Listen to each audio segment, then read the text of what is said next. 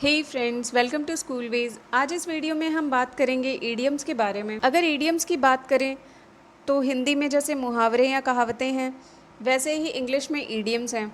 जैसे मुहावरों या कहावतों का लिटरल कोई मीनिंग नहीं होता, उनका मेटामॉर्फिक सेंस होता है।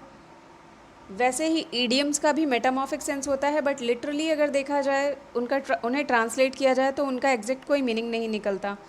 मोस्टली ईडियम्स में ऐसा होता है। जैसे आपने हिंदी में सुना होगा लोहे के चने चबाना, तो इसका अगर अर्थ देखा जाए तो लोहे के चने चबाने का कोई लिटरल सेंस नहीं निकलता। कोई लोहे के चने ना चबाता है, ना किसी को देता है चबाने के लिए। बट अगर हम इसमें सेंस निकालने की कोशिश करें तो अगर आप करना भी चाहें तो ये बहुत डिफ़िकल्ट टास्क है। तो इससे हम इसका अर्थ निकाल सकते हैं कि लोहे के चने चबाना मतलब बहुत मुश्किल काम करना। अगर मैथ्स की बात करें, मैथ्स जनरली बच्चों को बहुत डिफ़िकल्ट लगता है। सपोज़ आपका मैथ्स का एग्ज़ाम है तो आप कह सकते हैं कि मैथ सब्जेक्ट का एग्ज़ाम क्लियर करना या इस सब्जेक्ट को क्लियर करना तो लोहे के चने चबाने जैसा है। पहले के लोगों ने इसे अपनी लाइफ का पार्ट बना रखा था, जो कि अब धीरे धीरे ख़त्म हो रहा है, जो कि अब एग्ज़ाम्स तक आई थिंक लिमिटेड हो गया है। बहुत कम लोग अब कहावतों या मुहावरों का यूज़ करते हैं अपने सेंटेंसेस में। आज के टाइम में ईडियम्स या मुहावरों का यूज़ बहुत कम होने लगा है, but it is a very different and unique way to communicate. अपनी बात को कहने का ये बहुत ही डिफरेंट और यूनिक वे है, जो कि हम सबको यूज़ करना चाहिए अपनी डेली लाइफ में। स्पेशली अगर अगर हमें ईडियम्स या मुहावरे इंटरेस्टिंग लगते हैं, आप इन्हें याद करना चाहते हैं, तो इन्हें मेमोराइज़ करने का सबसे अच्छा वे है कि आप इसे अपने डेली लाइफ के कामों में यूज़ करें। आज हम जिन ईडियम्स के बारे में बात करने जा रहे हैं वो है एनिमल ईडियम्स। जो भी ईडियम्स हम यूज़ करेंगे उस हर ईडियम में आपको कहीं ना कहीं एनिमल्स का यूज़ दिखाई देगा। उनके थ्रू हम आज ईडियम्स को जानेंगे। सो लेट्स स्टार्ट द वीडियो। जैसा कि हम जानते हैं कि ईडियम्स का कोई लिटरल सेंस नहीं होता, बट इसका मेटामॉर्फिक सेंस हम निकाल सकते हैं। ईडियम्स को ध्यान से पढ़ें और उसे समझने की कोशिश करें तो हम उसका सेंस निकाल सकते हैं। So let's start the video with first idiom. First idiom है let the cat out of the bag. Means cat को बैग से बाहर निकालो, जिसका मतलब है कोई सीक्रेट रिवील करना। अगर आपको किसी ने अपनी कोई पर्सनल बात शेयर की है आपसे, या कोई ऐसी बात कही है जो कि उसने आपको मना किया है किसी से कहने को, बट आप पब्लिकली या अपने किसी क्लोज़ फ्रेंड से या किसी से भी आप उस सीक्रेट को बता देते हैं या रिवील कर देते हैं वो सीक्रेट उसके आगे, तो आपने कैट को बैग से बाहर निकाल दिया। मीन्स आपने सीक्रेट बाहर निकाल दिया। यहाँ आप बिल्ली को सीक्रेट मान सकते हैं जो कि बैग से बाहर आ गई है। सीक्रेट जो है वो बाहर आ चुका है, मीन्स सबके सामने आ चुका है या रिवील हो चुका है सीक्रेट। नेक्स्ट ईडियम की बात करें तो नेक्स्ट ईडियम है no rooms to swing a cat. यहाँ पे रूम्स का मतलब स्पेस है।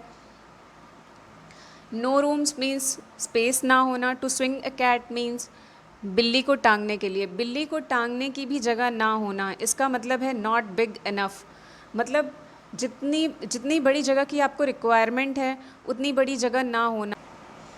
कोई भी कन्फाइंड छोटी या ऐसी स्पेस, क्राउडेड स्पेस होना जहाँ पे की जगह ना हो बिल्कुल भी, उसे हम, जैसे बहुत भीड़ वाला एरिया कोई हो तो आप कहते हैं पैर रखने की भी जगह नहीं है। ऐसी स्पेस के लिए हमारे पास जो ईडियम है उसे हम कहते हैं no rooms to swing a cat.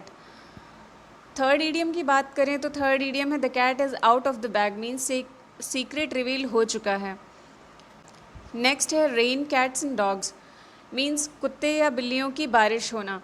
इसका मतलब है बहुत तेज़ी से बहुत भारी बारिश होना।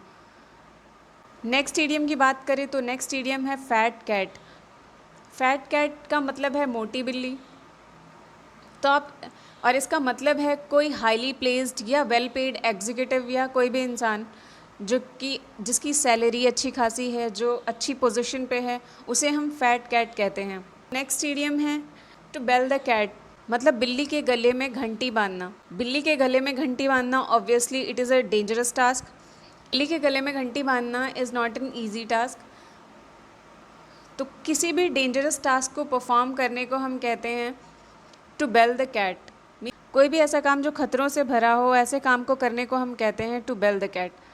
नेक्स्ट ईडियम की बात करें, अ डार्क हॉर्स, जिसका मतलब है अ हिडन जीनियस। ऐसा कोई भी इंसान जिसका टैलेंट अभी सबको पता नहीं है, जिसकी प्रतिभा के बारे में लोग नहीं जानते हैं, अचानक से जब वो इंसान ऐसा कुछ परफॉर्म कर दे या अपना उसका टैलेंट लोगों के सामने आ जाए तो उसे हम हिडन जीनियस कहते हैं। नेक्स्ट ईडियम की बात करें तो नेक्स्ट ईडियम है लायंस शेयर।